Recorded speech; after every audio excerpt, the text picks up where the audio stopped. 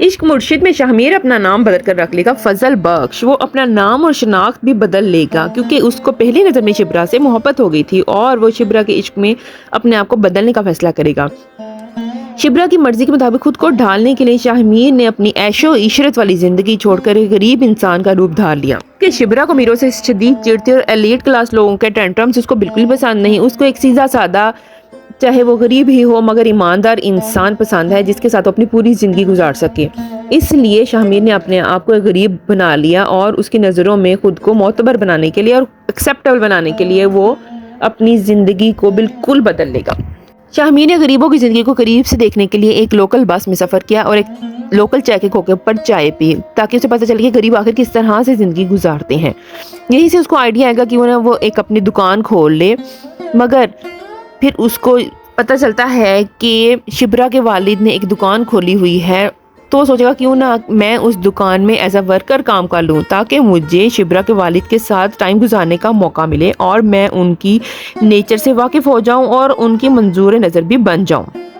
Next episode میں آپ دیکھیں گے کہ شبرا کی والدہ کی طبیعت اچانک سے خراب ہو جاتی ہے تو وہ لوگ ان کو لے کر جاتے ہیں ایک بہت ہی پرائیویٹ قسم کے مہنگے ہاسپٹل میں جہاں کا بہت زیادہ بل بن جاتا ہے.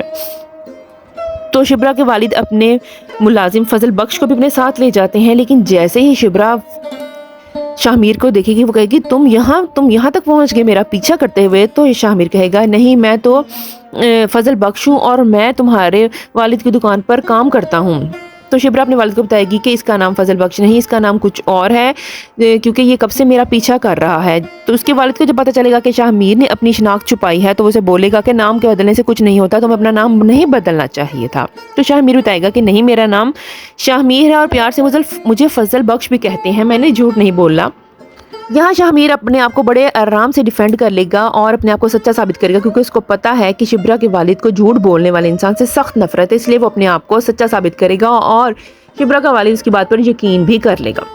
شبرا پوچھے گی شاہمیر سے کہ تم میرا پیچھا کیوں کر رہے؟ تو وہ کہے گا کہ میں تمہارا پیچھا نہیں کر رہا بلکہ تمہارے 170 روپے جو کہ میں نے دینے تھے وہ میں تمہیں لوٹانا چاہتا ہوں جو کہ میرے دوست کی شادی پر جب ہم ملے تھے تو تم نے مجھ سے ادھار مانگا تھا. اس ٹائم میں تمہاری مدد کی تھی اور یہ تمہارا ادھار میں واپس کرنا چاہتا ہوں اسی لیے میں تمہیں ڈھونڈ رہا تھا اور تمہارا پیچھا کر رہا تھا. یہ اپنے پیسے پکڑو. اس طرح شبرا کو شاہمیر پر بھروسہ ہو جائے گا کہ شاہمیر ایماندار اور سچا انسان ہے اور وہ آہستہ آہستہ اس پر یقین کرنا شروع کر دی کہ اس کو بالکل بھی شک نہیں ہوگا کہ شاہمیر نے اپنا روپ بھی بدلا ہوا ہے اور اپنا نام بھی بدلا ہوا ہے اور وہ بھی صرف اور صرف شبرا کی نظروں میں خود کو قابل قبول بنانے کے لیے.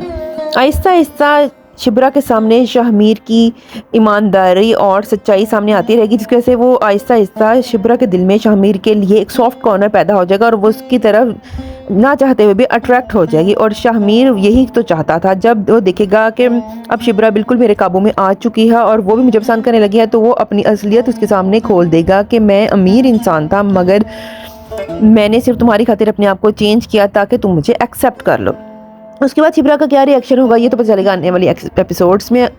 اگر آپ کو ویڈیو پسند ہے اس کو لائک کر لیں چینل کو سبسکرائب کر دیں. Thanks for watching.